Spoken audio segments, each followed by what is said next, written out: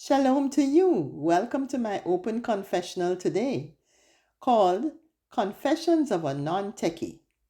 It's episode 13B, as it's really just a commentary on some of the videos I have done so far, especially episode 13.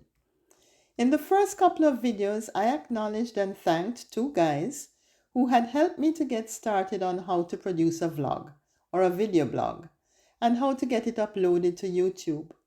Those two guys were first my son Joseph, who is a very busy family man, middle manager and entrepreneur, and then my young friend Daria Hogarth, who had more time to keep advising me online for a while.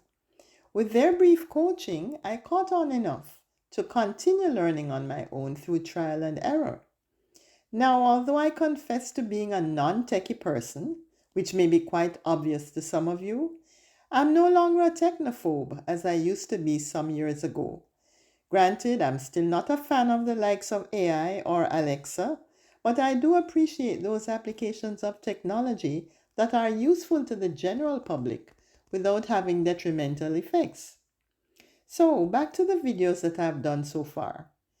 You may have noticed that there is sometimes a map in the background, and if I'm not careful enough, the map is turned the wrong way, a mirror image, showing, for example, Australia in the west and South America in the east. I can easily correct that before uploading the video from my phone to the video editing program.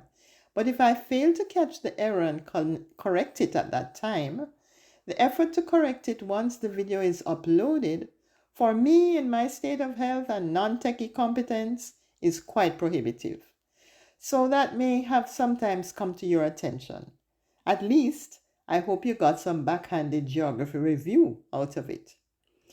Also, I found that instead of starting over repeatedly because of slip-ups with my script, I could do the video in parts and stitch them together. So I've been experimenting with that, only to find that producing a smooth transition and satisfactory video is much easier said than done. Did you all see half of my face disappear for 2 segments of the last vlog? Just because my face was masked anyway, and just because I was unwell and so tired by then, I didn't redo those 2 parts, but I trusted that you'd be listening intently to be not bothered by that. Another thing I discovered was how different my voice sounded at different times that I recorded the different parts. I had done some in advance when I had the energy to do them, and then I fit them together when I could finally put the pieces together.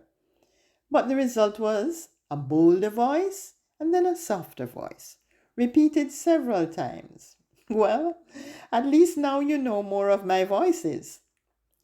The last thing I discovered just recently is that one of the YouTube settings I had changed early on the learning curve was preventing viewers from commenting.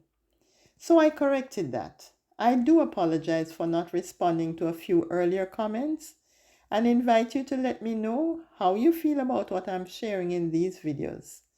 My prayer is that God would use them to be a blessing in every way that He can. And we know that He can do all things, even in our hearts and our minds. He is the only omnipotent God. So when I recover from the current bout of unwellness, enough to share what's on my heart for episode 14, I will resolve to bear all of the above in mind. I won't give away my topic, but here's a little hint. At the end, I will have a beautiful song for you. It's called Song of the Bride, coming from my own heart on behalf of the Bride of Christ.